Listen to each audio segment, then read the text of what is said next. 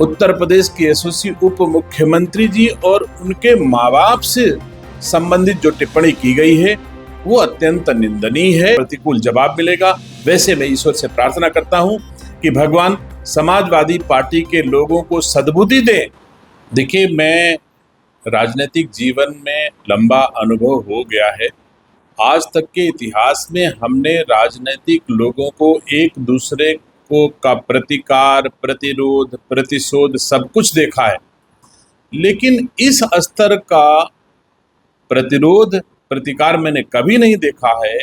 हर राजनीतिक व्यक्ति राजनीति में कुछ भी विरोध करे, लेकिन जैसे किसी के माता पिता का विषय आता है, हर राजनीतिक व्यक्ति एक दूसरे के माता पिता का आदर करता है, सम्मान करता है।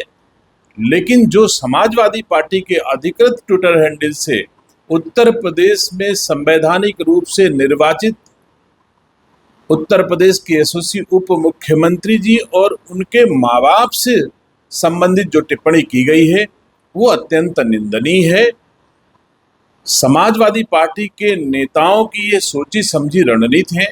समाज को तोड़ करके राजनीति करने का ये कुत्सित प्रयास है। मुझे उम्मीद है कि सभ्य समाज इसे किसी दशा में बर्दाश्त नहीं करेगा। अगर समाजवादी पार्टी के लोगों को लगता है कि मैं ब्राह्मण समाज, क्षत्रिय समाज, वैश्य समाज, कायस्थ समाज या अन्य समाज के लोगों को गाली दे करके कुछ समाज के लोगों को वोट पालेंगे, तो ये बहुत ही दुखद होगा। राजनीति के लिए, वोट पाने के लिए किसी के माँ बाप को गाली दिया जाए, यह भारतीय संस्कार संस्कृति का भी अपमान है।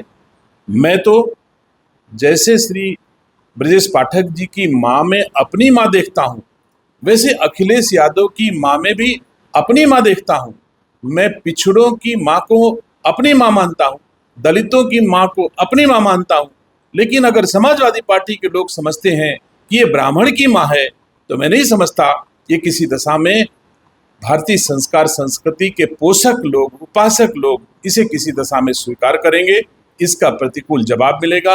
वैसे मैं ईश्वर से प्रार्थना करता हूं कि भगवान समाजवादी पार्टी के लोगों को सद्बुद्धि दें और वो समाज के हर वर्गों की माँ को अपनी माँ के समान देखें, ऐसा भाव उनके मन में आए, ऐसा चश्मा उनकी आंखों पर लगे, ऐसी सद्बुद्धि उनको दे।